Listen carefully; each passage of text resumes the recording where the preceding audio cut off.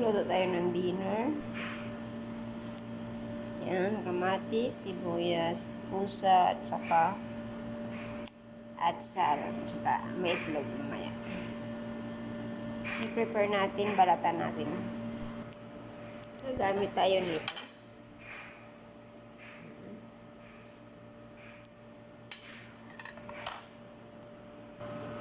Tapos na, ibabad natin sa asin. Mga 20 minutes.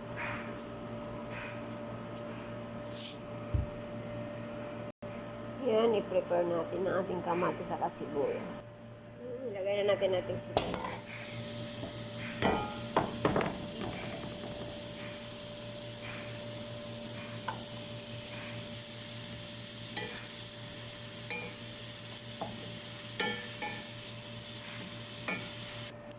Blender natin ang ating kamatis para malasa siya.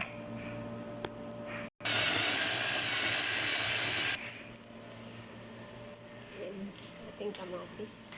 Ang brown ng ating sibuyas, ilagay na natin ating kamatis.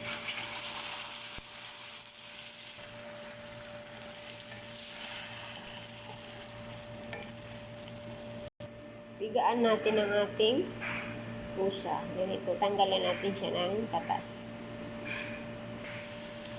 Ayan ang ating kamatis sa sibuyas. Naluto na. Lagyan natin ng paminta. Ng bahar. Lagyan natin ng garlic powder. Lagyan natin ng Maggi cubes. Lagyan natin ang ating pusa. Lagyan natin ng tubig nang maluto ang ating pusa. Ayan, luto na siya. Lagyan natin ng itlog. Ayan. Marami tayong itlog nilagay, ha? Hindi natin pinisa. Biniak lang diretso. Hindi siya hinalo. Naka-biak lang siya. Takpan natin yung egg natin para lumasa siya. Mahalo yung lasa sa egg.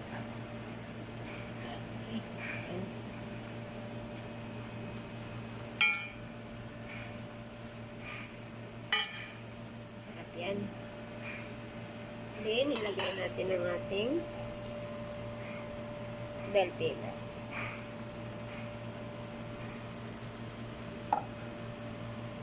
Simple lang yan pang dinner. Ito ang dinner namin. Ha? Okay. After 3 minutes, luto na siya. Ayan, luto na siya. Sandugay na natin. Ito na ang ating sushin with egg. Masarap siya. Simple lang, gawa lang kayo ng itlog, pusa, sibuyas, kamatis, at sal, ganun lang. Ha? Okay. Thank you for watching. Kain na tayo ng ating dinner with matching kokusyan. Okay? Masarap yan. Okay guys, thank you for watching. God bless. Bye-bye. Thank you so much.